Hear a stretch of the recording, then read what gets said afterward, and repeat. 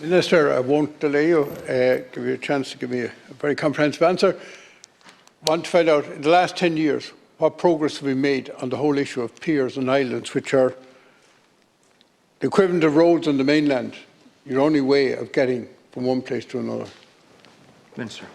And thank you, Deputy, for raising this. As the Deputy will be aware, access between the islands and the mainland is the most fundamental requirement for those living on our offshore islands and is a lifeline for island communities. Access impacts on every aspect of island life, including health and welfare services, education, employment, social and family life and business.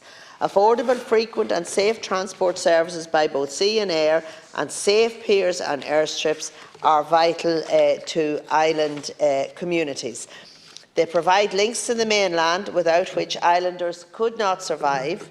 Cargo services are also essential, bringing supplies to the islands as well as transporting commercial products from the islands to markets on the mainland and beyond.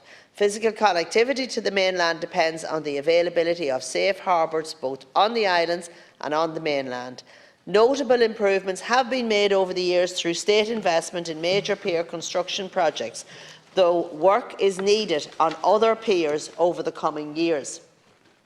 The Government has given a commitment in Our Living Islands, the National Islands Policy and Action Plan, which I launched this summer, to continue to invest in piers serving our islands. This consists of the priority major infrastructure projects funded through the National Development Plan, which includes pier developments on Inisheer and on Inishmaan in County Galway and Mahar Orty, County Donegal, serving Tory. In addition, my department will continue to fund an annual programme of minor capital works on the islands to be delivered in conjunction with the relevant local authorities. This work programme includes, amongst many other works, investment in piers and repairs to slipways. We have given almost $7.7 million to local authorities for repairing and upgrading 26 piers on or serving our islands over the past 10 years. Details in relation to the breakdown of this funding is attached and is being provided to the Deputy on the Dáil record. Minister, very briefly, could you tell me exactly when are we going to get the contract signed for Inisheer? There was a detailed study done with huge delay and presumably quite considerable cost in the Maritime College in Cork in relation to Inishmaan. What's the update in relation to the outcome of that study, and where are we in progressing issues in relation to piers in Inishmaan? And you mentioned Maharauti, you might give me the up-to-date position on that. And finally, Runa Pier. I notice it's not mentioned. It's highly dangerous. It needs major investment, and it serves both Turk and Clare Island, and something is urgently needed to be done there before somebody loses their life. Minister, and we'll thank you.